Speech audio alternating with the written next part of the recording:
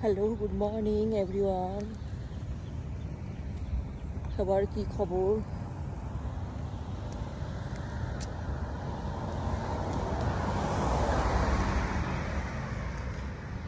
আজকে আকাশটা বড্ডই মেঘলা, কিন্তু টেম্পারেচার ভালোই আছে।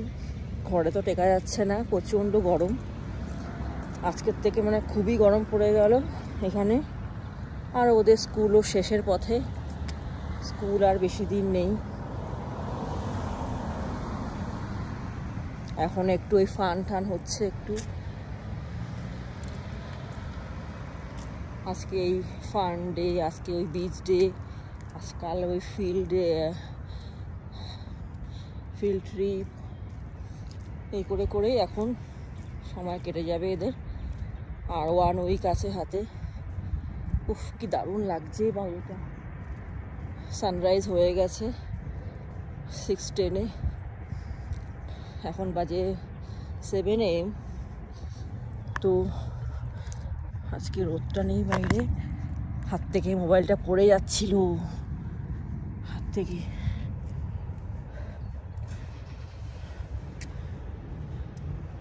যাই হোক, ইন্ডিয়া তো ভীষণ গরম, তাও আমাদের এখানে সকালবেলাটা অন্যরকম লাগে। আমাদের ওখানকার মতন তো একেবারেই না, ওখানে তো ডবল গরম পড়ে।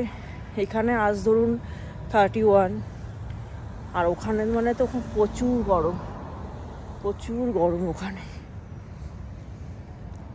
সেই আর বলার অপেক্ষা রাখে না।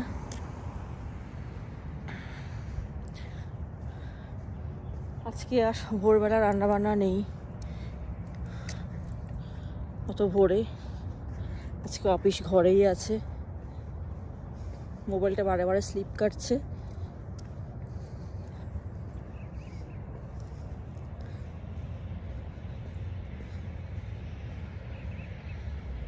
স্কুলে যাওয়া থাকবে না অনেক দিন,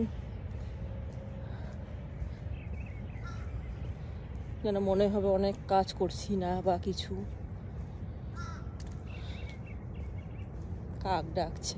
কাক এখানে ভীষণ রেয়ার, দেখাই যায় না। ওই যে কয়েকটা কাক ডাকে, দেখা যায় না।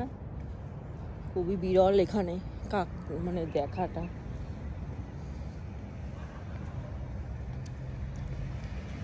চলে এসেছি ঘরের পথে।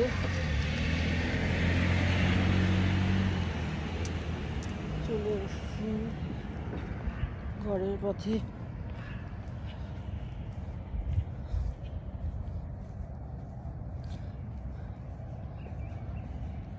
ভালো থেকো, সুস্থ থেকো।